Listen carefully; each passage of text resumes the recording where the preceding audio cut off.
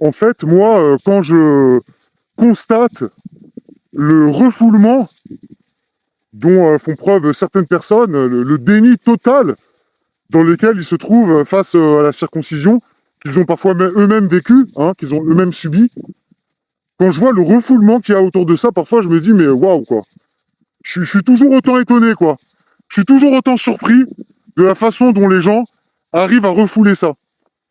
Après, je vais dire, peut-être, ça me fait de la peine pour les gens qui sont dans le refoulement, mais d'un autre côté, je suis content pour eux parce que je me dis que parfois, la prise de conscience de la circoncision, ça fait tellement mal que si on peut épargner ça à certaines personnes, vaut mieux, quoi. Vaut mieux.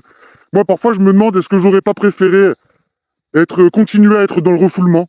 Si j'aurais pas préféré, en fait, ne jamais savoir? Si, si en fait, j'avais pas préféré ne jamais, jamais, jamais être conscient de ce qui m'a été arraché à la naissance? J'aurais préféré, parce que ça fait trop mal. Mais à la rigueur, le refoulement et le déni, c'est pas ça le plus grave. Le plus grave, c'est de le justifier et de dire que c'est une bonne chose. C'est une bonne chose de se faire mutiler. C'est une bonne chose de mutiler ses enfants. Et de trouver des arguments en plus sur ça. Mais oui, parce qu'en plus, c'est plus esthétique et c'est plus hygiénique. Et en plus, ça évite les maladies, ça évite les maladies sexuellement transmissibles, ça évite les infections, ça évite les machins. Et en plus, c'est la volonté de Dieu. Et en plus, machin, et en plus, truc.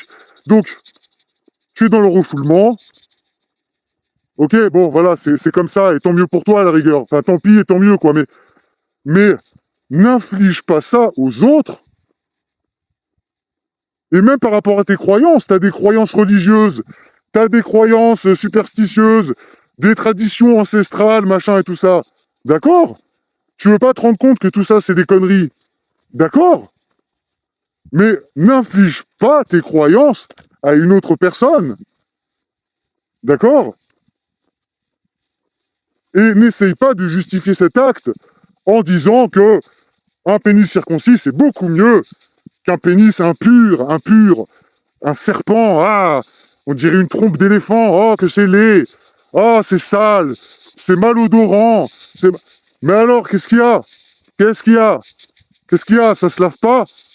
Le corps, ça se lave pas? Qu'est-ce qu'il y a? Qu'est-ce qu'il y a? Qu'est-ce qu'il y a? Qu'est-ce que tu as dans ta tête pour justifier un acte aussi cruel et débile?